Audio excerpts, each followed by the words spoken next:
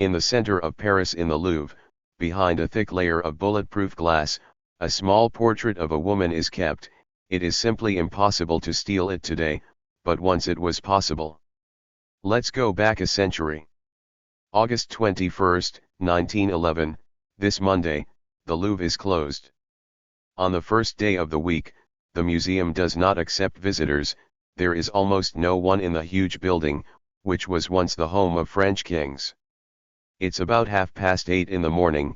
A man in a white coat comes out of a small room, more like a closet where canvases are stored. He hid there on Sunday, entering the museum as an ordinary visitor. A man walks into a large square hall. On the walls there are only masterpieces, works by Titian, Raphael, Veronese. The man approaches a small portrait of a woman, removes the protective glass, takes the picture out of the frame, wraps it in white linen and heads towards one of the exits from the building. The theft of the most famous work of art of our time happened quite routinely, but no one could have predicted the consequences. This story is not only about the years-long search for famous suspects and doubts about the painting's authenticity, but also about how the abduction made Leonardo da Vinci's Mona Lisa the main masterpiece of the world art. Okay, let's go back a couple of years to some wonderful times. In 2019, every day 3,000 people came to see the Mona Lisa. Well, it's more likely not to look from taking a photo or taking a selfie, but that's not the point. Each of these people knew for sure that this was the most famous painting on the planet. He saw a copy of it on t-shirts, bags, phone cases, and even toilet paper. I'm willing to bet that most visitors didn't even understand what the hype was about. Why is the Mona Lisa a masterpiece? Before returning to the robbery, let's try to understand what Mona Lisa means for art. I promise it will be short. There were many great artists before Leonardo da Vinci. Vanya, Kazaruk, and Berlin are all famous predecessors. They knew how to skillfully paint people, but in their paintings the characters were always frozen and lifeless. Da Vinci solved this problem. He discovered the sfumato technique. Leonardo studied well how the human eye works. In his paintings, the lines are slightly blurred, and the colors smoothly transition from one to another. This is especially noticeable in the corners of Mona Lisa's eyes and mouth. There the image blurs a little and goes into shadow. This is what gives Gioconda that very liveliness and mystery. This is far from the only advantage of the picture.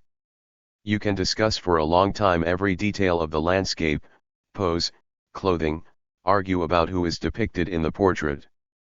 Towards the end of his life, Leonardo da Vinci moved to France. He also took this picture with him. Later it was bought by the French king. Then the Revolution, the Bastille, the guillotine, the Republic, the Louvre becomes a museum, and the Mona Lisa takes pride of place there. Until 1911, when she is kidnapped. Now let's go back to the moment of the robbery. A man in a white robe with a picture in his hands goes down to the first floor of the building to one of the exits. There, obstacles await the hero. The key prepared in advance does not work. The lock on the door does not open. Footsteps are heard from behind. A worker approaches the man. All this is reminiscent of a good scene from a crime movie. A man with a package in his hands says that the key does not work. The worker does not suspect anything because standing in front of him is a man in a white uniform, which is worn by many museum employees. As a result, the worker helps to open the lock and the man with Mona Lisa in his hands gets lost on the streets of Paris. About an hour after this, Monsieur Piquet, the museum caretaker, passing by, sees the Mona Lisa missing from the wall. Does he start calling the police, calling security, or sounding the alarm? No. The canvas was often taken by museum photographers to take pictures.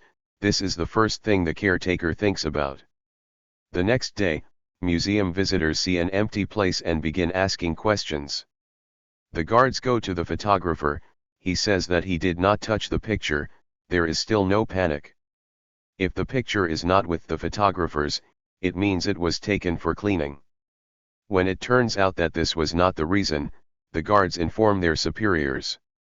At this moment it becomes obvious that the Mona Lisa has been kidnapped. Let's slow down for a second. Many people probably have a few questions. How could one person easily take a picture of the security system and that's all? Let me remind you that this is a 1911 and there is nothing like an alarm. The filming itself was quite simple. The museum authorities later justified this on fire safety grounds, so that you can quickly collect the canvases in an emergency. Another question is why the thief didn't simply cut the canvas and roll it into a tube. It would be easier and would not arouse suspicion. The fact is that the Mona Lisa was not made on canvas, but on a wooden panel. A common practice among Renaissance artists. Fortunately for the kidnapper, it was not very large or heavy. Approximately 77 centimeters in length and weighing about 8 kilograms. So, Mona Lisa has been stolen. More than a day after the robbery, the Parisian police begin a search. At that very moment the real glory of Gioconda begins.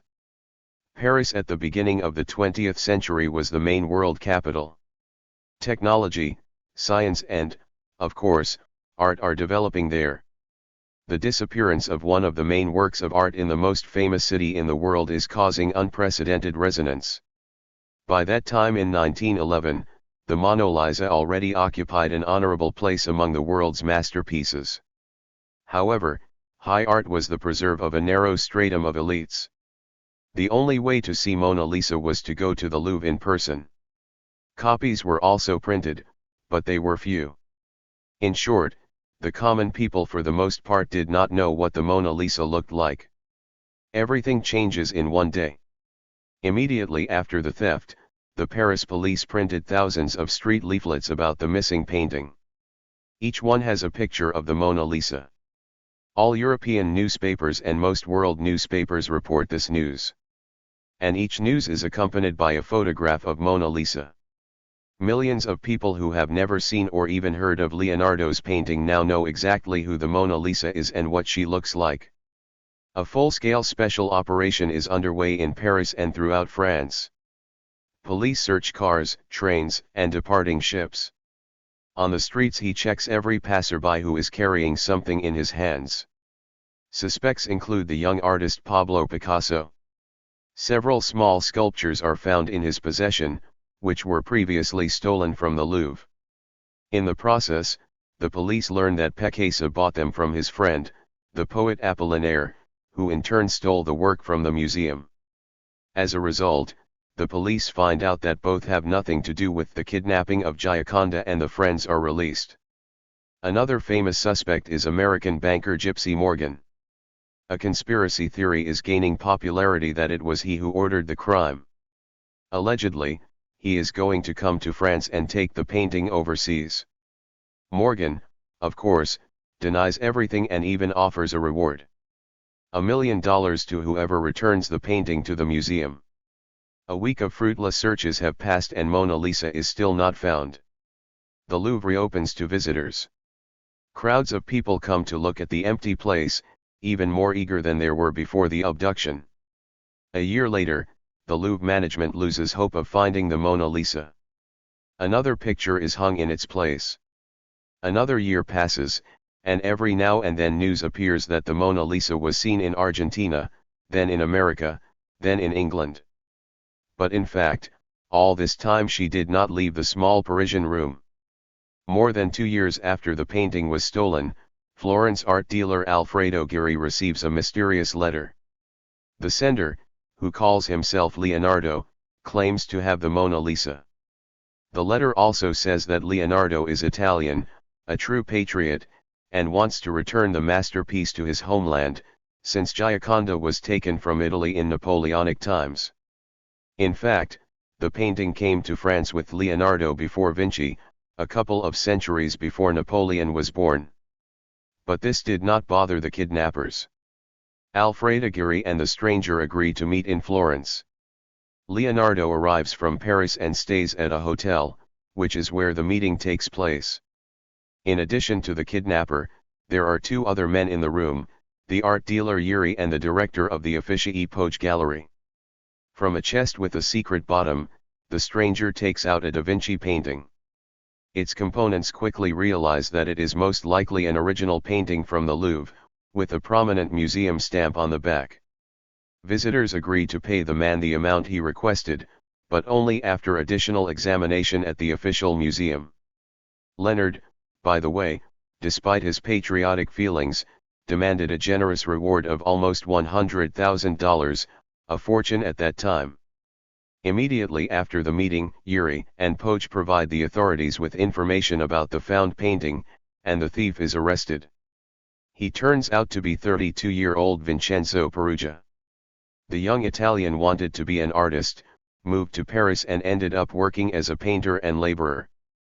Peruggia was one of those who installed the glass protective case for the Mona Lisa in the Louvre. This was a year before the kidnapping. At the hearing in court, Peruggia claims that he acted entirely alone, allegedly motivated by a strong sense of patriotism. In that room of the Louvre there were many works by other Italian masters, but the Mona Lisa became a victim due to its modest size. At the trial, this whole patriotic cart does not roll, and Vincenzo receives a sentence of 7 months in prison. But when the court decides that he has spent more than this time in custody, he is simply released. It's funny that after some time he will move to France again and spend the rest of his life there. The Mona Lisa returns to its place in the Louvre after more than 2 years of absence. Now as a world celebrity. In a couple of days after the return of Mona Lisa, the Louvre is visited by almost 100,000 people. Of course, rumors began to spread that this was just a copy, and the real painting had never been found. But scientists prove the authenticity of the painting. This is because during the aging process, small cracks form in the paint, their shapes are unique, like fingerprints. You can imitate the movement of Leonardo da Vinci's brush, but you can't replicate the cracks. It was enough for experts to compare the found painting with existing photographs to verify its authenticity. Many years after the abduction, an American journalist spoke about his meeting with a gentleman named Belfirin. He claimed that he was the real mastermind behind the theft of the Mona Lisa. According to him, Vincenzo Peruggia was just one of the performers, and the theft of the masterpiece itself was a small part of an ambitious plan. Solferino was engaged in counterfeiting and selling art objects for a long time, and one day a brilliant plan arose in his head. He knew that there were many wealthy clients in America who could purchase the stolen Louvre valuables. Shortly before the abduction of Gioconda in 1911, Solferino made many copies of the painting and transported them to the States. Customs had no questions, the original Da Vinci work was still hanging in the Louvre, so it was obvious that they were just copies. Then several people kidnapped the real Gioconda. One of them was Peruggia. He had worked at the museum for a short time and knew its structure. After the news spread around the world, Solferino had no difficulty convincing American buyers that he was selling the stolen original. At the same time, the clients remained silent and quietly stored the fakes at home. It's strange to boast that you bought a stolen masterpiece. Solferino sold dozens of counterfeits in this way and earned huge amounts of money. The perfect plan was ruined by Vincenzo Peruggia. He was not content with his share and decided to sell the original. You already know what happened after. This story sounds cool and true. One minus is that she has no additional confirmation. Mysterious men named Solferino are the only source. One way or another, the Mona Lisa still hangs in the Louvre, guarded behind a thick layer of bulletproof glass. Of course, the statement that Mona Lisa became the most famous painting in the world only thanks to the kidnapping is a gross exaggeration. Avant-garde artists of the 20th century also played their role, they actively used the familiar image in their work. But, in general, all these attempts to explain the popularity of the film only from the point of view of objective factors are doomed to failure. What is always thrown out of this equation is the very power of art, some kind of emotional charge that is difficult to calculate using a formula. Perhaps this is the main mystery of the Mona Lisa.